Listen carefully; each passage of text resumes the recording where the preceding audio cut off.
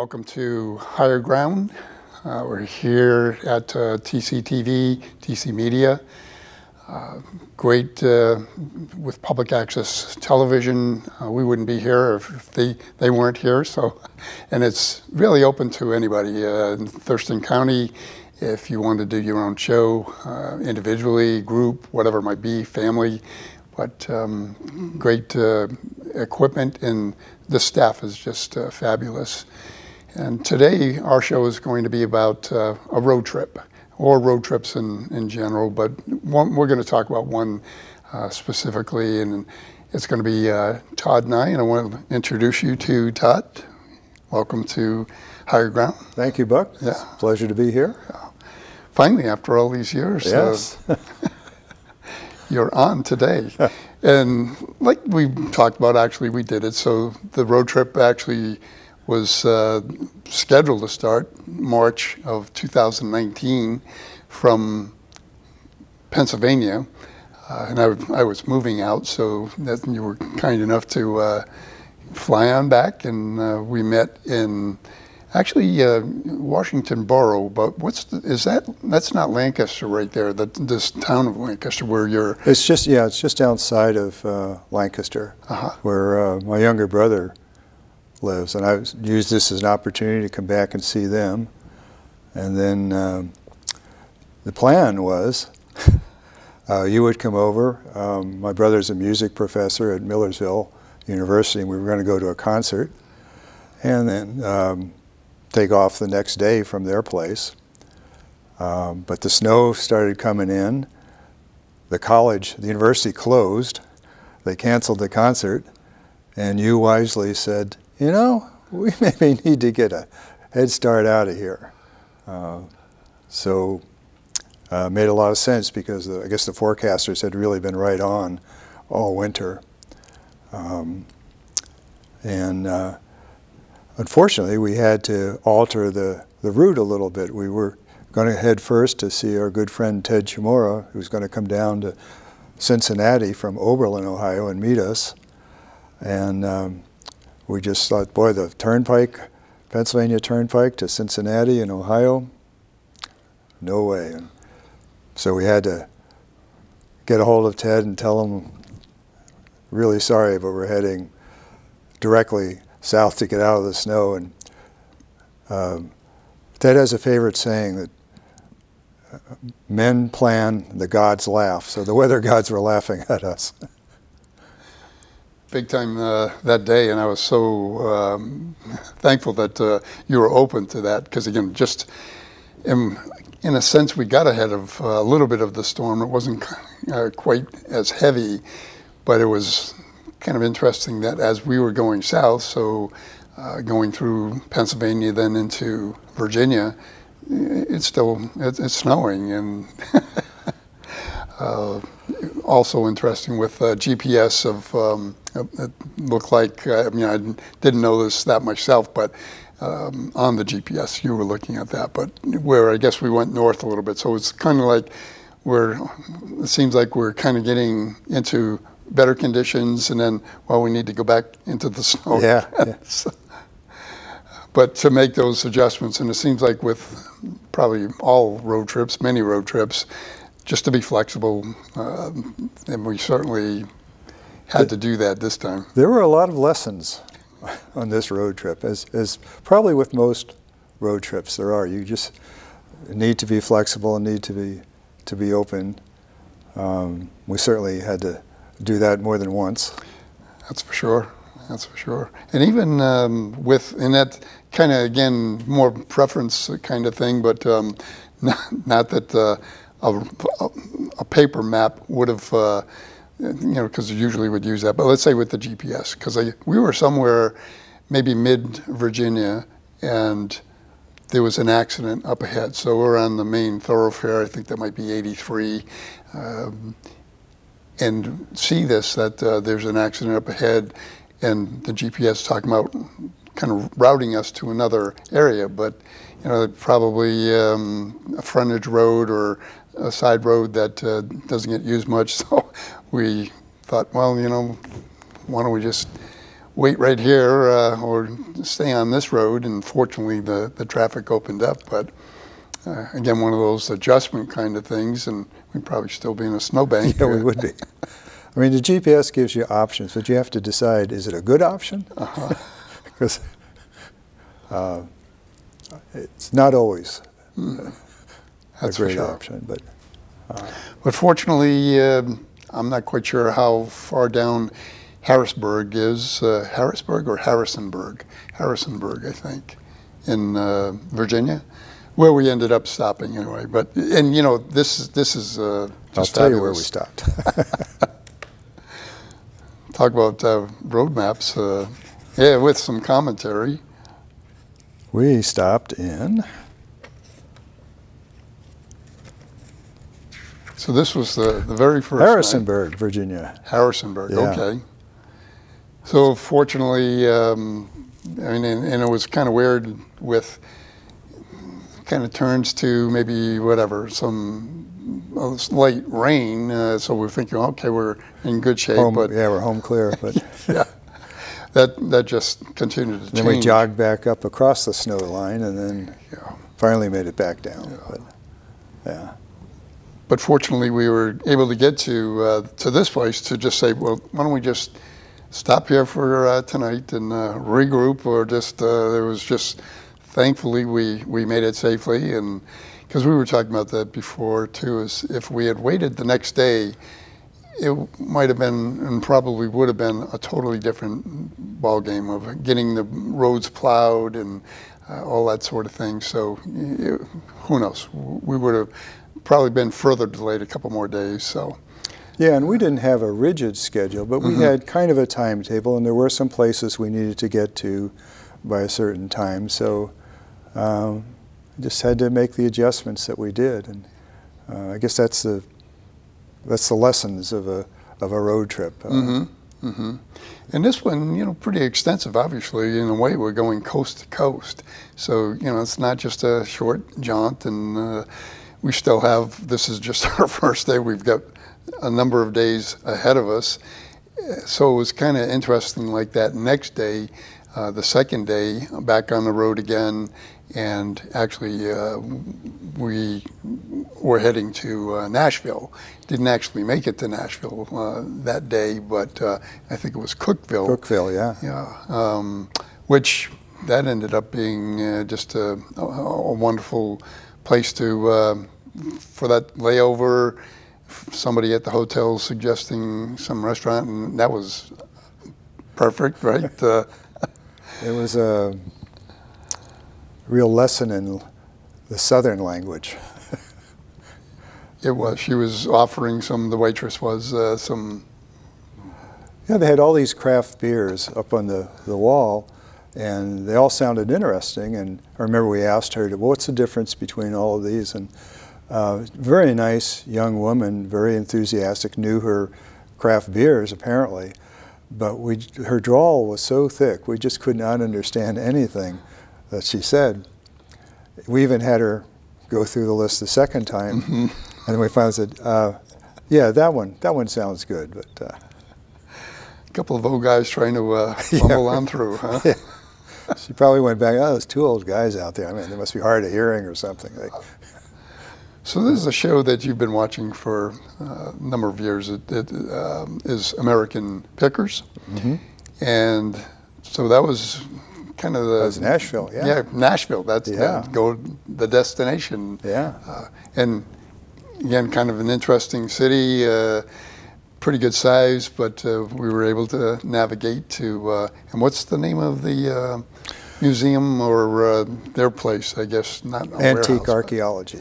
Ah, okay, okay. Which turned out to be just sort of a glorified souvenir shop. I mean, the show features them finding all of these rusty gold kinds of things, like old gasoline pumps and firearms and all kinds of interesting antique kinds of stuff, old motorcycles. And so I thought, wow, this might be interesting to see what we could actually buy. Well, you can buy T-shirts, you can buy coffee mugs.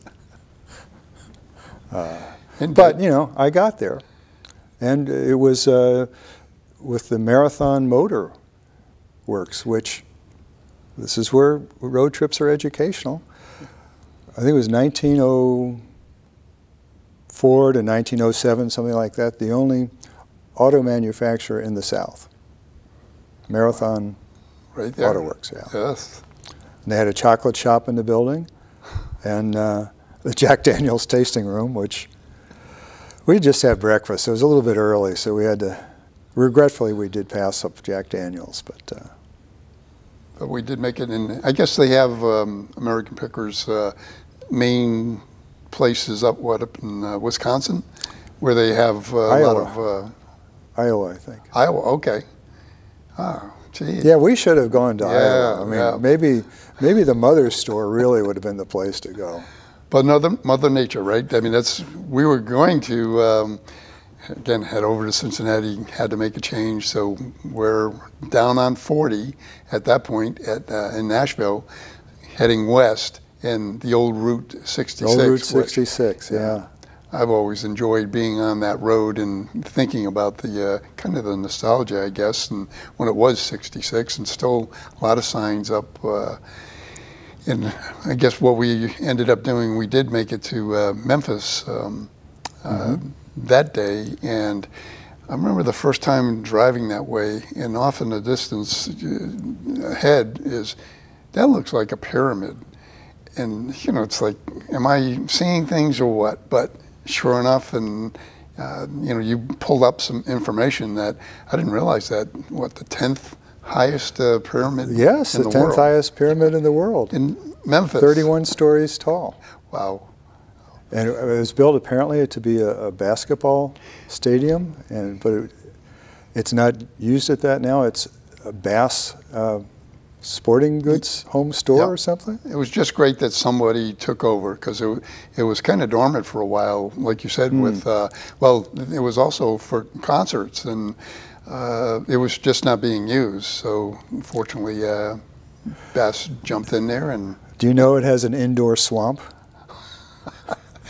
Well, that kind of figures with Bass Pro Shop. What do you use an indoor swamp for? That's a good question. I mean, we're in the South too, so you know, gators. Yeah. Okay. A little bit more than we're going to see up here in Olympia. Yeah. By all means. But a wonderful stop right there. It's always, to me, that's kind of like another great spot to Memphis. Beale Street with. We got to stand underneath B.B. King's neon sign. Yeah. You know, we offered to do a little blues for him, but still waiting for the call. You know. For lunch, you know, there wasn't much of a crowd in that day, so. Yeah. But then we kept heading west and into Arkansas, and I just love that part too, is crossing the Mississippi. Just something about that. You know, we're definitely getting closer to the western end of this country. Do you remember how much flooding there was in, particularly in Arkansas, all that low country? They had a lot of rain, and I remember how flat it was until you get a little farther towards the west and you hit the Ozarks, and it's just beautiful country. That was, wasn't it? Yeah, that's for sure. And I forget what it was. We passed something coming down Shenandoah, maybe, and actually something even a little further south of that, but the Ozarks, definitely. And I guess what we figured out was, well, let's stop in Little Rock. And just, well, it was La Quinta now, but it looks like that must have been quite a place. What's like 7 stories? Yeah, hotel. I mean, all the solid wood paneling. It must have been quite the hotel at some point. Yeah, that's for sure. And I don't know that there was anything in particular it was more like a stopover rather than there's something to see here, to check out. Probably plenty of things, but. Well, there's the Clinton Library, which I didn't realize until we got home. We could have stopped there. Well, Arkansas, that makes sense. Yeah. Governor for a while there before getting to the big chair.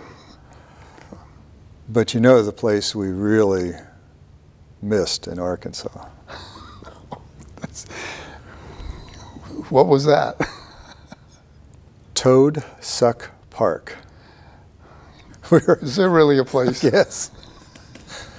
We're driving along, and you know, kind of the malaise of being in the car and driving, and we're looking around, and then there's a big park sign next to the highway. Next exit, Toad Suck Park. And we kind of drove by and it took us a minute or two to the register, and then one of us said, "Did that really say Toad Suck Park?" And we, at that point, I think we were a little bit too far beyond to go back, although in hindsight we really should have. Mm-hmm. Because it turns out Toad Suck Park got its name supposedly because it's down on the Arkansas River, and there was a ferry there. And the story was that the women of the town would get all upset because their husbands would go down, take the ferry over to a tavern on the other side, and sit there all day and suck on beers until they swelled up like toads. That's one story. The other is that it's some kind of a derivation from French word for a narrow place in the river, mm-hmm. which makes sense geographically. But I like the first one though. Yeah. It gives it some pizzazz, some flavor. And lo and behold, supposedly, in Toad Suck is Toad Suck Buck's Tavern. And we didn't stop. We didn't stop. No. Could have had free beers all day. And we had places to go. The other claim to fame for Toad Suck is that it appears on several lists as the most unfortunate named town. Be an honor, it would seem, rather than unfortunate. Well, maybe there needs to be another road trip to Toad Suck Park. Definitely need to stop that one, that's for sure. So still heading west, and actually, because of the snowstorm thing, it kind of changed our schedule a little bit of where we're thinking we need to be, but it kind of loosened things up just a little. So was it Oklahoma City? Yeah. And that was a surprise. Yeah. Other trips, you know, it's just kind of like blasting through there in any direction or either direction, west or going east. But we got a chance to stop, and that was delightful. What they have done with their downtown to create something really attractive for the whole community. I mean, that large park area, the Arboretum, the Bricktown area, the old, I guess, factory buildings, all in red brick. Chickasaw something stadium. Yeah. Beautiful baseball park for the minor league Dodgers on Mickey Mantle Drive. And then they had all the shops that were on that man-made little riverway that was going through that area. Yeah, who knew? What a surprise. Yes, yeah. It was a good place for a cigar break, and also just kind of going through a couple of the shops, but one of them was Put a Cork in it. Mm-hmm. So that was...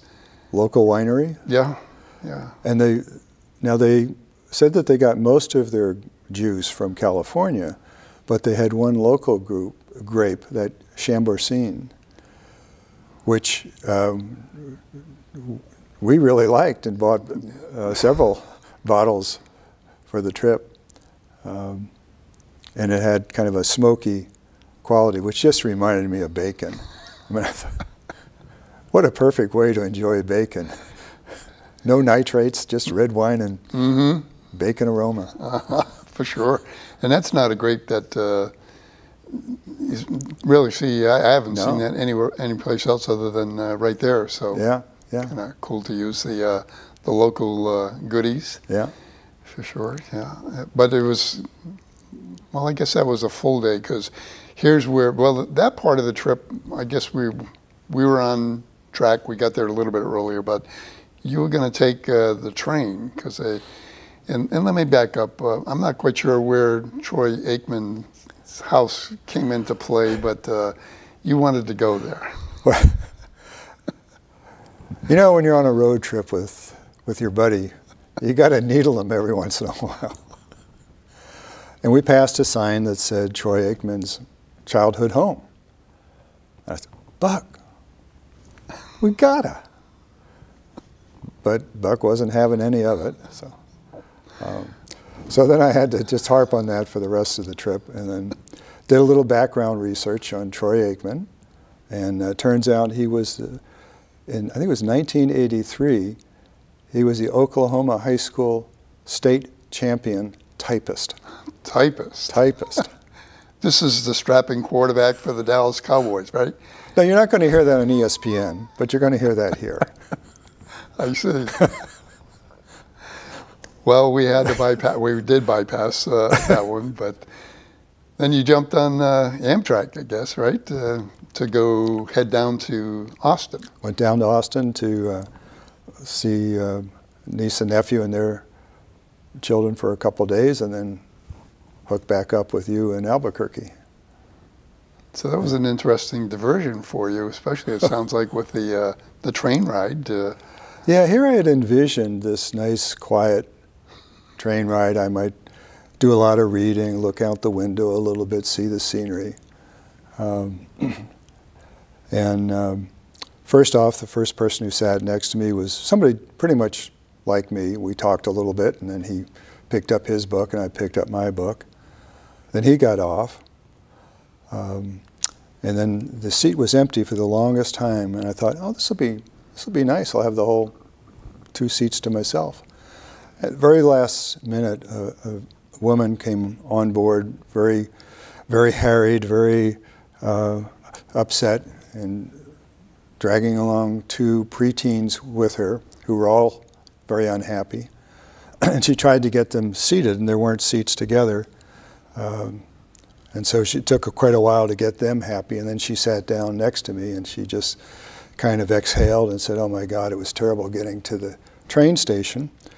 We were using my GPS. I have an Apple, and my husband, who was really upset because he said it's a terrible system and it took us all the wrong way and we almost didn't get here in time. And then as way of explanation, she said, well, we're having a lot of domestic problems at home, and I just thought maybe if I took the 2 children, got out of town for a while, it would ease things. And she, by way of explanation again, said, he's Android, I'm Apple. We met on the internet.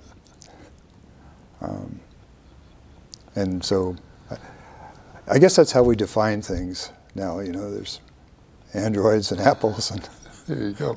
And I wonder, because obviously you've been not obviously, but you've been a counselor for many, many, many, many years, most of your career. And I don't know if people just kind of pick up on that, but, or she was, no matter who she was sitting next to, she had to tell a story.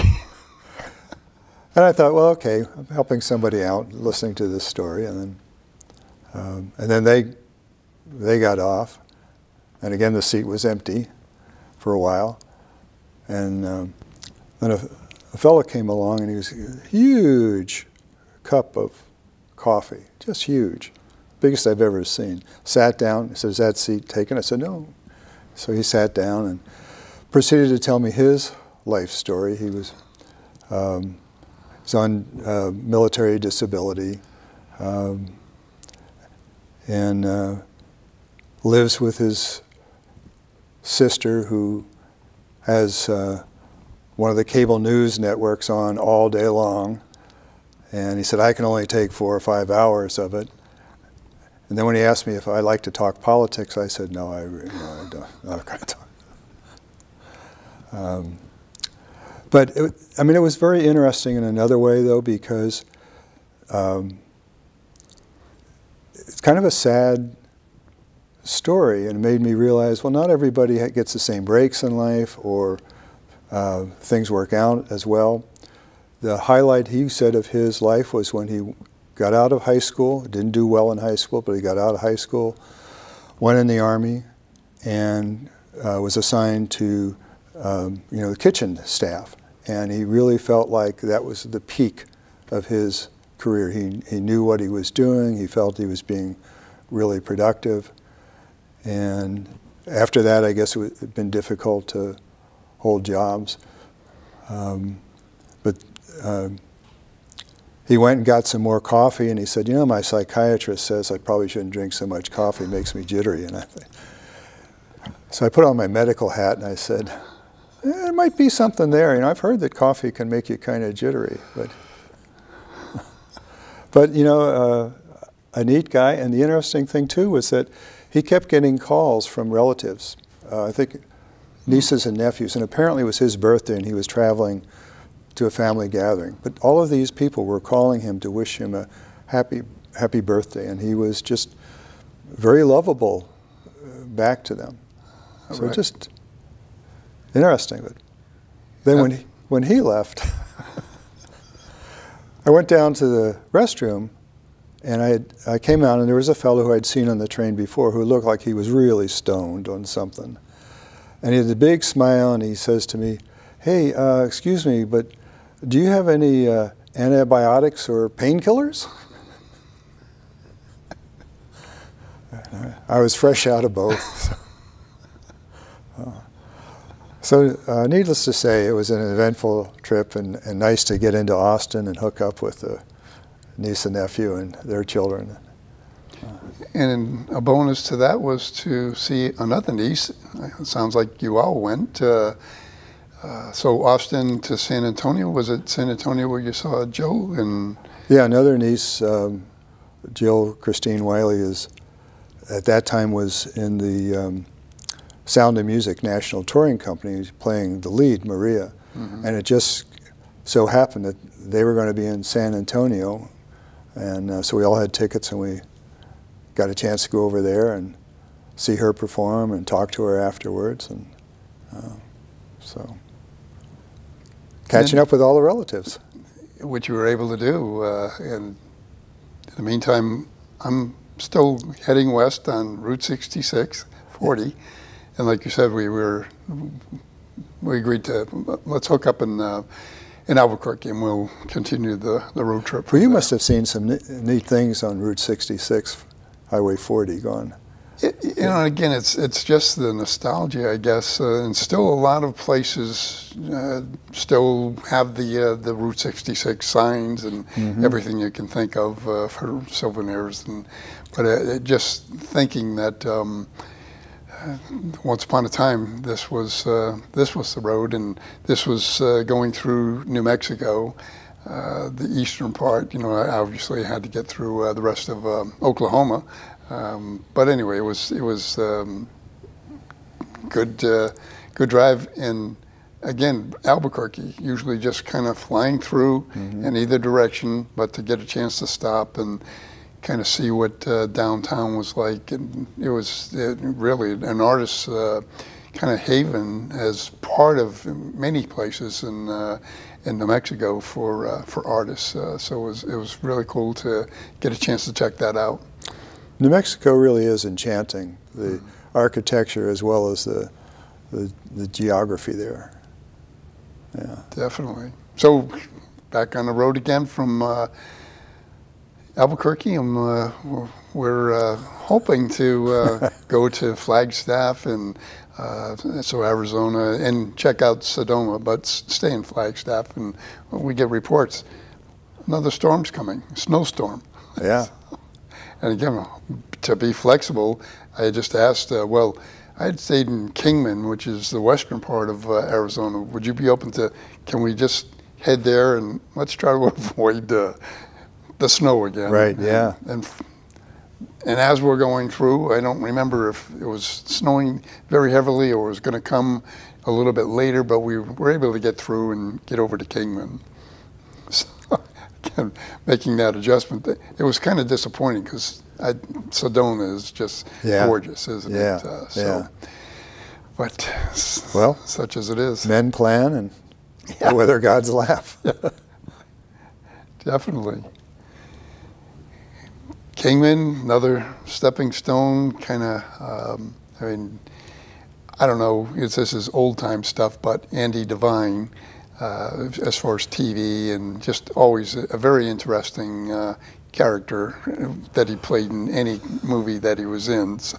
And I think we were even on Andy Devine Boulevard. Yeah. And researching the town a little bit. One of the highlights is Andy Devine Days. We weren't there for then, but so he must be like the favored son, the big gun. Seems like. And then, of course, that snowstorm, we were to stop, and so again, it put us a little ahead of the schedule, because our next destination was Paso Robles, which we had gone to some years before, but from Cayucas to Paso Robles. But that was nice too, to spend, I don't know if it was like an extra day. But extra day there, yeah. Paso. Yeah. And what's that place known for? Wine, I believe. Some really good wine, yes.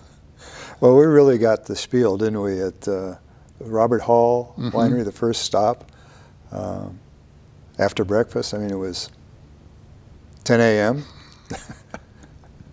But we'd had a hearty breakfast, so, I mean, it's supposedly a good time to taste wine when your taste buds are fresh. But was it Cameron? What was his name?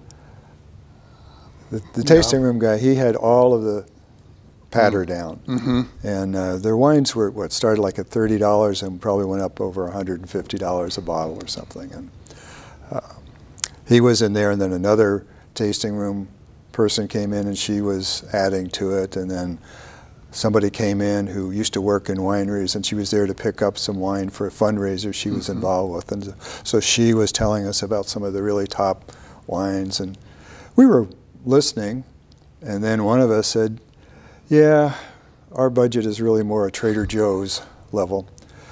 And all three of them pipe in, oh yeah, Trader Joe's and grocery outlet too. And so we all were on the same footing, I think, in terms of wine budget, you know.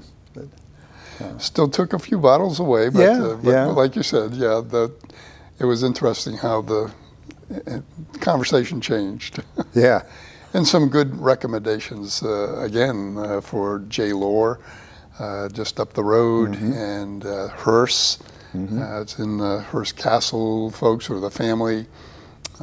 So that was a nice layover. Yeah, and again, it wasn't something that was really on the original schedule, but, you know, you do the best you can. Not easy sometimes, yeah. is it? You got to stop at a winery. I'm trying to think. Actually, it was before we got to Paso, we went through Bakersfield, because I think that was the end of 40. And then we took whatever, Barstow, Barstow. But you were saying too, Rick Steves, who does travel. He's a travel guru, yeah.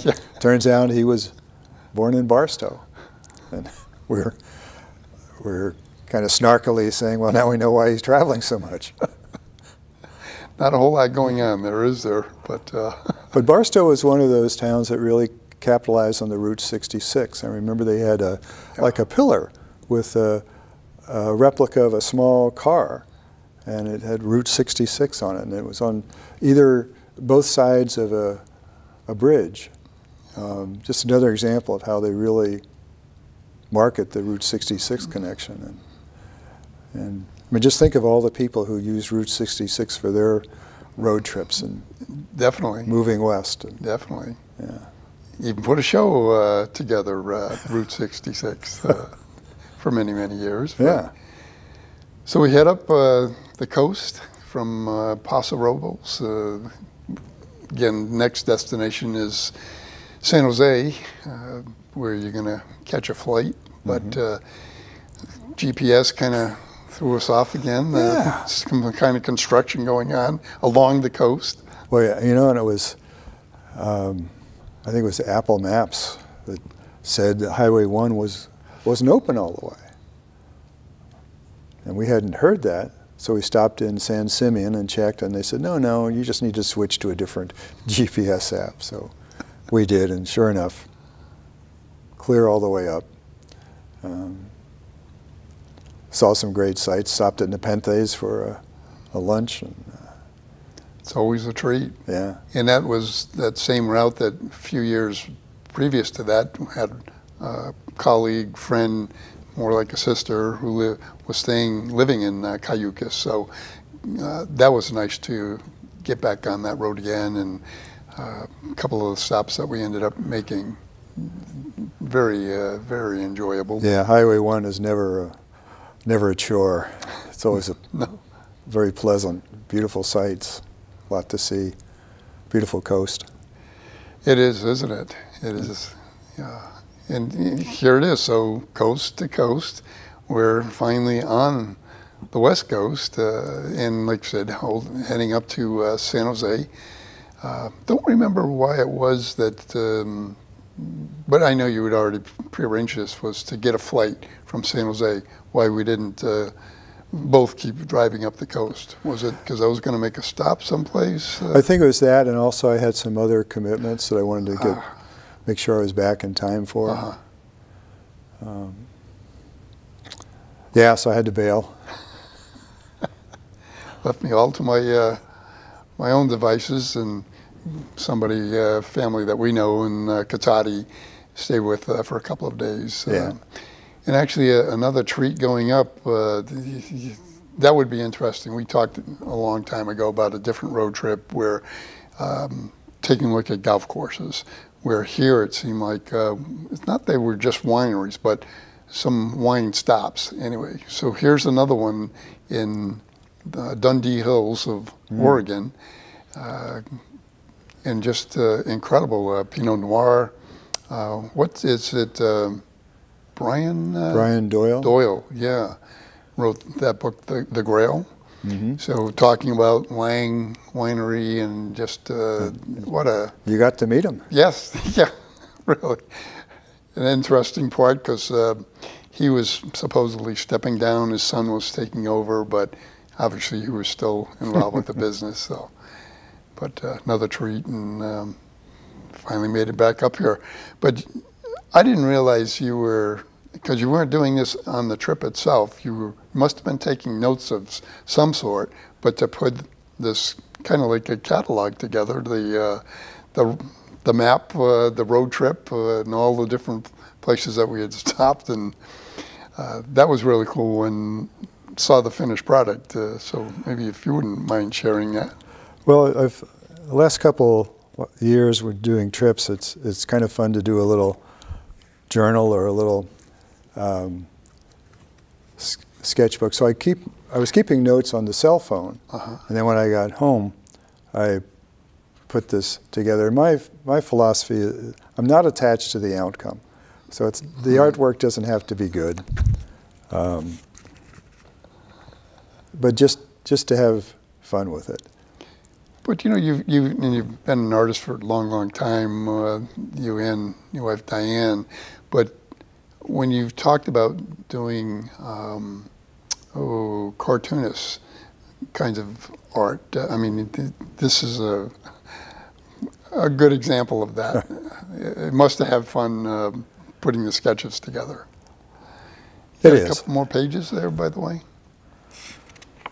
Some of your work, so different places where we stopped along the way, and again, that was cool that you chronicled that. The Hollywood packing, yeah. And then, so this is giving you credit for the little wine cellar that you brought along, which, you know, in the motel rooms at night, that very enjoyable. We watched a lot of the March Madness basketball because we were right in the beginning of March, so there's always a basketball game on. Nice way to relax. Bottle of wine. Have some wine for sure. Well, again, moving from the East Coast, so this is going to be a permanent move. I didn't have obviously everything in the car, but had to take some of the goodies, which ended up doing. But again, it was fun to be able to do this, and I don't know how many times we've said, especially like Toadsuck Park, is to get back there. Another trip, Yeah. perhaps. Well, and I think road trips for anybody, maybe now is particularly a good time. Air travel is kind of expensive and maybe a little bit uncertain.